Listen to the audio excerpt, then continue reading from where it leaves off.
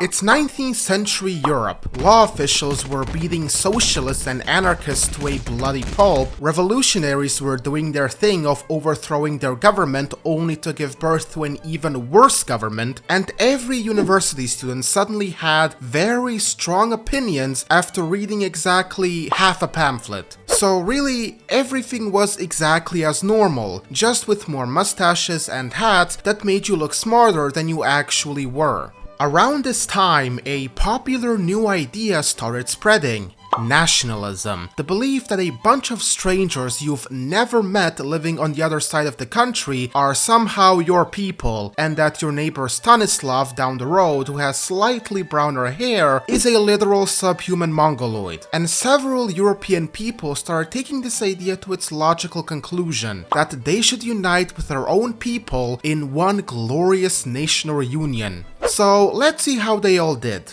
Alright Italy, what do we have here? A bunch of kingdoms, duchies, city-states, and one very opinionated pope. Everyone's arguing over who gets to be the Romiest Rome, and half the revolutionaries are named Giuseppe. But hey, somehow, after enough mustaches, speeches, and dramatic hand gestures, they actually managed to glue themselves together. Very well done, Italy. Gold star. Now the German states. Dozens of tiny principalities, each the size of a modern parking lot, all ruled by guys who look like they collect medals for breathing. They unite by getting bullied, bribed, and occasionally philosophized into it by Prussia. And boom, a shiny new German empire. Terrifying, but effective. Well done, Bismarck and Germany. Now let's check in on the Slavs. How are you guys doing?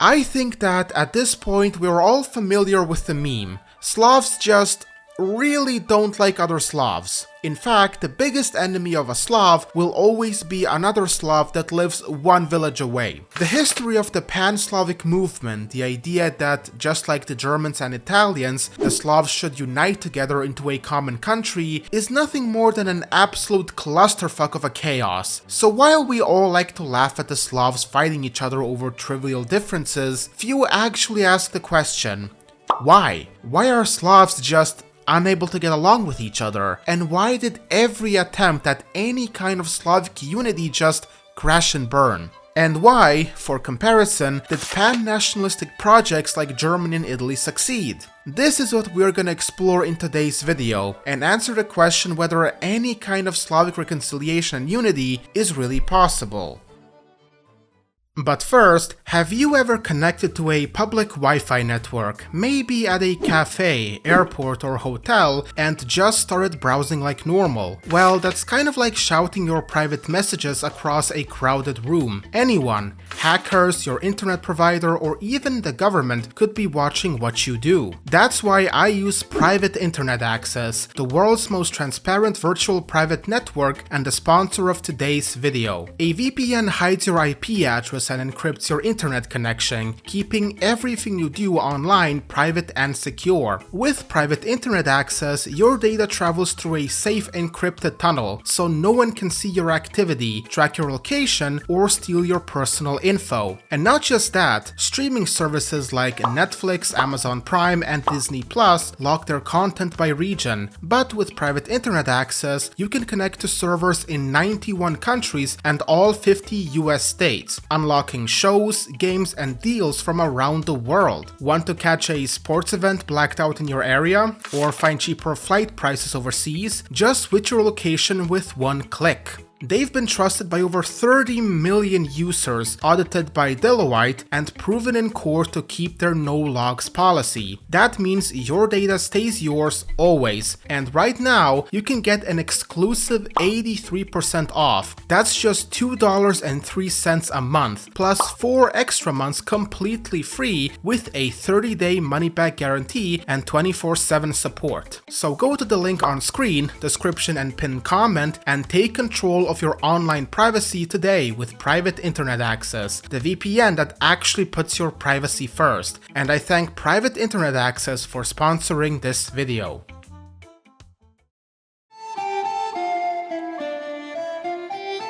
The emergence of pan-nationalism in the 19th century saw patchworks of independent states forming into one cohesive unified state, but this also meant that a new identity needed to be forged to bind all these states together. So we are going to explore how these new identities came about in both Germany and Italy. For Italy, forging an Italian national identity was a monumental challenge. Before unification, the Italian peninsula was merely a kind of geographical expression. 10 separate states where culture, economic layout, laws, language and dialect and currency was different from the other with no semblance of unity. Most people's loyalties barely extended beyond their town or region. The vast majority of the population spoke local dialects and could not understand standard Italian. In fact, regional identities were so strong that even years after unification, some rural peasants did not grasp the fact that they were Italians, and when they heard the name Italia, they thought it was the name of their new queen.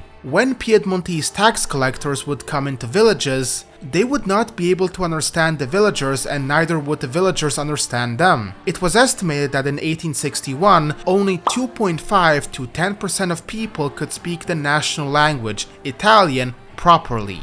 So how did this mess work out? Well, as Massimo d'Azeglio, the Prime Minister of the Kingdom of Sardinia, said, "We have made Italy, now we must make Italians." The Kingdom of Sardinia was the leading nation of the unification, and now, after unification, it was their dynasty and monarch at the helm. What would usually happen in cases like this is the dominant nation trying to impose its culture and language on the other territories in order to establish uniformity. But that was not the approach taken in the case of Italy. As d'Azeglio said, they had to make Italians, not more Sardinians. This meant the development of a brand new identity that would be common for all the Italian states. Italian nationalists and intellectuals had long invoked shared cultural touchstones, the legacy of the Roman Empire and the Renaissance, and the Italian language itself, to inspire unity. Thinkers like Mazzini promoted an idea of Romanita, or the spirit of ancient Rome, as a unifying heritage for all Italians, and then writers such as Alessandro Manzoni helped standardize Italian by choosing the Tuscan dialect for literary works, and thus providing a linguistic model for the entire nation. Eventually, however, most Italians came to accept the idea of an Italian nation, even if regional differences persisted. But that's not to say that this project was smooth sailing. One of the biggest issues in Italian politics was the economic divide between the North and the South. The North was more modern and industrialized, while the South was mainly rural and looked like it was stuck in the 17th century. This gave rise to the so-called Southern Question, which was never really fully solved despite attempts. And there were, to some extent, genuine fears by the Southerners that economically the North was domineering over the South. But despite these upheavals, Italy did not break apart. The entire process was neither quick nor smooth, but ultimately a loyal Italian nation was, quote-unquote, imagined into being. Germany's path to unification, completed in 1871, had its own blend of political maneuvering and growing national consciousness. Like Italy, Germany had long been divided. The Holy Roman Empire had splintered into hundreds of states. Early 19th century reformers and intellectuals began to conceive of Germans as one people bound by language and culture. Under Napoleon's occupation, various German thinkers and patriots developed a powerful nationalist yearning to free and unite the German lands. Secret student fraternities, Burschenschaften, held nationalist rallies, such as the Wartburg Festival of 1817, calling for unity. Politically, Germany's unification was engineered largely by the Kingdom of Prussia under its Iron Chancellor Otto von Bismarck. Bismarck practiced realpolitik, using military force and diplomacy to achieve Prussian dominance and German unity by blood and iron. The newly unified Germany was a federal empire. Prussia was predominant, but other monarchs, like the King of Bavaria, retained titles and autonomy within their states. This federal structure gave regional elites a stake in the new nation while subordinating them to an imperial framework led by Prussia. Yet, Prussia could also not just do as they pleased, like for example telling the Kingdom of Bavaria what to do or implementing some kind of Prussianization. Bavaria and Prussia absolutely despised one another, yet neither could fully encroach on the other's turf. There was a delicate political balance, a strong imperial central state with local identities and autonomy largely respected. Despite sharing one language, the German Empire still contained internal divisions that needed managing to create a fully united national identity. Religion was a notable divide. Roughly 2/3 of the new Germany were Protestant, while 1/3 were Catholic. Due to these differences, in the 1870s, Bismarck launched a Kulturkampf against Catholic institutions, fearing Catholic allegiance to the Pope might undercut loyalty to the new nation-state. This campaign ultimately failed and was scaled back, but over time, most Catholic Germans reconciled their faith with German patriotism, especially as later government policies grew more inclusive. The reason why German and Italian unification succeeded to a broader extent is because Italy and Germany benefited from relatively clear leading forces that could drive unification and then integrate the rest on workable terms. While not everyone was happy initially, southern Italians rebelled and some German states respectively had misgivings, the new governance structures found a degree of acceptance. Italy's Piedmontese monarchy extended constitutional rights and eventually brought regional elites into a national parliamentary system. Germany's Bismarckian Empire preserved a federal veneer and respected local monarchs, while creating an effective central government. Importantly, neither Italy nor Germany forced one region to feel completely dominated by another for long. Over time, power was shared. For example, Northerners and Southerners both served in Italy's cabinets and army, and Prussians had to negotiate policies with Bavarians and Rhinelanders in Germany's Reichstag. Now, when we look at the Slavs, we find that these kinds of things never really worked out. It really seemed like whenever a Pan-Slavic project was attempted, the Slavs were just unable to create a proper and broader pan-nationalistic vision that encompassed the other Slavs around them. They always had to, on an ethnic level, dominate the others and facilitate their complete assimilation. That's the trend you commonly see in Slavic nationalist discourse, where they love to deny the existence of their neighbors as a separate and independent people in order to legitimize and justify expansion. The Russians deny the existence of a Ukrainian people and culture, while down in the south, the Serbs deny the existence of Croatian, Bosniak and Montenegrin identities, and then next door the Bulgarians are doing the exact same thing with the Macedonians. You really get the feeling that a lot of these Slavic peoples would sooner shoot themselves than recognize the uniqueness of their neighbors. And this strong regional ethnocentrism extended whenever there were talks of uniting Slavs into one nation, and often they fell apart exactly due to that reason. The Pan-Slavism espoused and promoted by the Russians, and then Serbs in the form of Yugoslavism, was always just their own ethnocentrism and chauvinism in disguise, never a proper and legitimate attempt to foster a united Slavic identity. Karel Borovsky, a pioneer of the Czech national awakening and former Pan-Slavist, put it best, quote, "Russians like to label everything Russian Slavic so that they can later label everything Slavic as Russian." Again, I am just pointing out the facts here. We have not gotten into the why yet, I just wanted to do a little comparison here. While this phenomena could be interpreted in many different ways, I am gonna choose one that I have not seen much, through the lens and theories of none other than Oswald Spengler.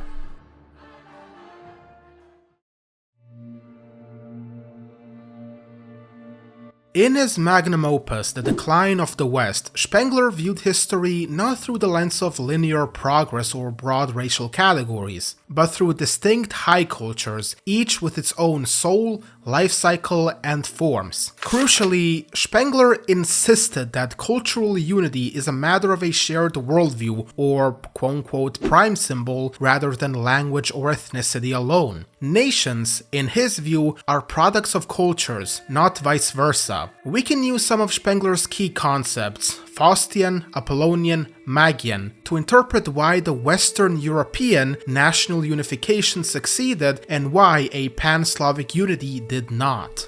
Applying Spengler's lens, one could argue that Pan-Germanism and Pan-Italianism succeeded because they were endeavors within the same Faustian cultural sphere. Spengler characterized Western culture as Faustian, defined by an insatiable drive towards the infinite and eternal expansion. Its prime symbol is infinite space, exemplified in Gothic architecture, spires, and the Western fascination with the limitless. From Columbus's voyages to modern science. Politically, Faustian culture developed the sovereign nation-state and global imperialism. The concept of the nation as an organic unit with citizens loyal to a national ideal is a Faustian innovation that grew especially strong from the Renaissance through the 19th century. German and Italian unifications can be seen as expressions of this Faustian drive for dynamic ordering of space into large political units and the assertion of national will to power.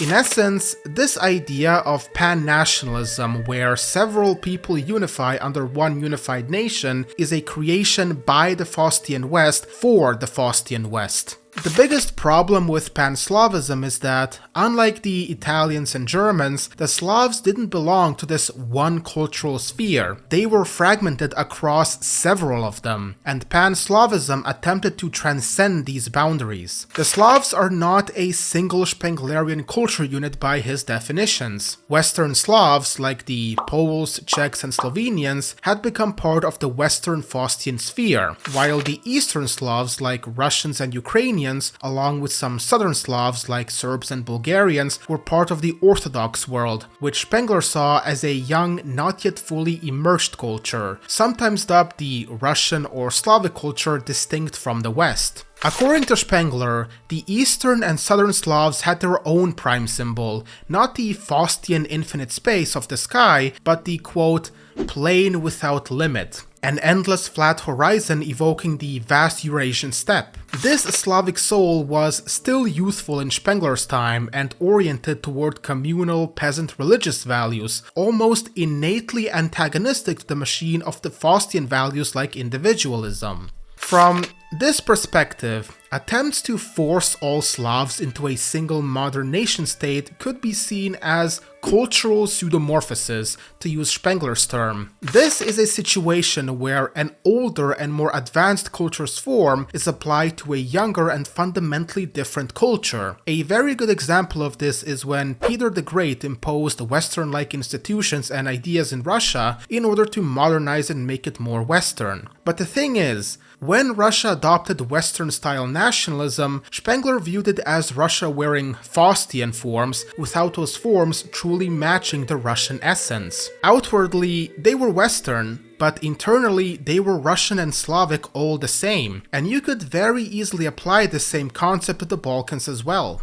As a consequence of these Slavic nations wearing Western forms, it hindered the natural development and flourishing of their own Slavic essence. Instead of trying to foster and build up what they had into its own independent high culture, they instead tried to morph and adjust it to a foreign Western one whose values and forms were alien to their own. And these Pan-Slavic projects were following the formula of Western Faustian nations, thinking it would turn out all the same, and that is where the issue I talked about came into existence. The various Slavic groups, either in the east or the south, did not all share one mature high culture in the way Italians or Germans did. Linguistic and ethnic kinship alone was not enough to override the deeper civilizational cleavages between them. When the Russians and Serbs attempted to both respectively unite the Eastern and Southern Slavs, they often assumed their culture could serve as the umbrella for all Slavs. However, from Spengler's perspective, this was essentially one nascent culture trying to absorb others rather than an organic merging of equals. That meant the dominant power ethnocentrism overshadowed any genuine federal principle, as they were trying their best to work within a Western nationalist framework, a framework that was essentially alien to their own Slavic culture and essence. Think of it like a toddler playing with that toy where you need to pick the correct shapes to go through the correct holes. The toddler picks a star and wants to push it through a square hole. It doesn't fit, so now the toddler starts getting frustrated and starts banging the shape against the toy until it inevitably